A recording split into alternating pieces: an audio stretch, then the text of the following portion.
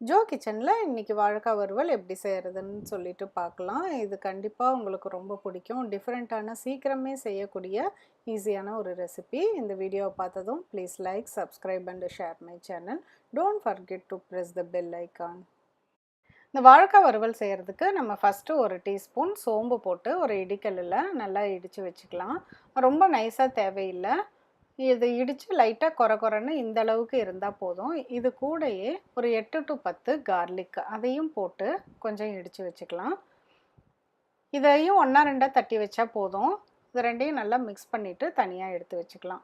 இப்போ ஒரு வாழைக்காய் அதை எடுத்து நல்லா வாஷ் பண்ணிவிட்டு தோல்லாம் சீவி ஸ்லைஸ் பண்ணி இந்த மாதிரி ஸ்லைஸ் பண்ணணும். ரொம்ப தின்னாக கொஞ்சம் திக்காக இருந்ததுன்னா அப்புறம் கொஞ்சம் சரியாக வேகாது. ஸோ இந்த அளவுக்கு திக்னஸ் இருந்ததுன்னா போதும். இப்போ அந்த வாழைக்காய் ஃபுல்லாகவும் நம்ம இந்த மாதிரி ஸ்லைஸ் பண்ணி ஒரு பெரிய மிக்சிங் பவுலில் எடுத்து வச்சுக்கலாம். இப்போ இந்த கார்லிக் சோம்பு இடித்து வச்சதை இதில் போட்டு அதுக்கப்புறம் கொஞ்சம் கருவேப்பிலை, மஞ்சத்தூள், மிளகாத்தூள், தேவையான அளவுக்கு உப்பு அதையும் போட்டு இந்த பவுல்லையே நல்லா குலுக்கி விட்டு இந்த மாதிரி மிக்ஸ் பண்ணாலே அந்த மசாலா பொடி எல்லாமே அந்த வாழைக்காவோட சேர்த்து கலந்துரும்.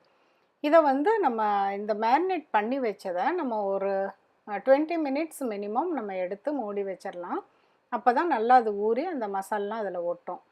இப்போ ஒரு பேனில் 1.5 டேபிள் ஸ்பூன் நல்லெண்ணெய் விட்டுருக்கேன்.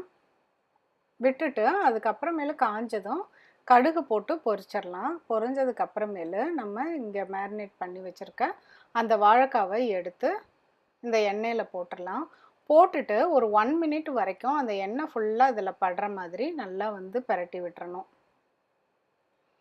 இதை குக் பண்ணுறப்ப லோ டு மீடியம் ஃப்ளேம்லேயே குக் பண்ணணும். ரொம்ப ஹை ஃப்ளேமில் இருந்ததுன்னா அடியில் பிடிச்சிக்கும். ரொம்ப அடியில் பிடிக்கிற மாதிரி இருந்தாலும் ஒரு டீஸ்பூன் இல்லாட்டி 2 டீஸ்பூன் ஆயில் கொஞ்சம் விட்டு கொஞ்சம் அட்ஜஸ்ட் பண்ணிவிட்டு நம்ம குக் பண்ணிக்கலாம். ஒரு 2 to 3 மினிட்ஸ் இதை மூடி வச்சு ஒரு லோ டு மீடியம் ஃப்ளேம்லேயே குக் பண்ணலாம். அதுலேயே வெந்துடும். தண்ணியெல்லாம் ஊற்ற தேவையில்லை. இந்த எண்ணெயிலேயே நல்லா ரோஸ்ட் ஆயிரும். நல்லா பெரட்டி விட்டு இன்னொருக்கா மூடி வச்சுட்டு அதை எடுத்து பார்த்தோம்னா நல்லாவே ரோஸ்டடாக ஆயிடுச்சு. நம்ம வாழைக்காய் ரோஸ்ட்டு இப்போ தயாராகிருச்சு. இந்த வாழைக்காய் வறுவலை நீங்களும் செஞ்சு பார்த்துட்டு உங்கள் ஃபீட்பேக்கை கமெண்ட் பாக்ஸில் சொல்லுங்கள். மீண்டும் ஒரு புதிய ரெசிபியோடு சீக்கிரம் உங்களை மீட் பண்ணுறேன். தேங்க்யூ.